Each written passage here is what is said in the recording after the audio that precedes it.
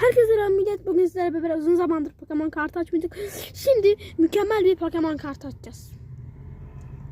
Hemen ilk paketimizden bu ne ya? Bunu balerina kapuçino arıyor. Balerina kapuçino arıyor. Kapatalım hemen.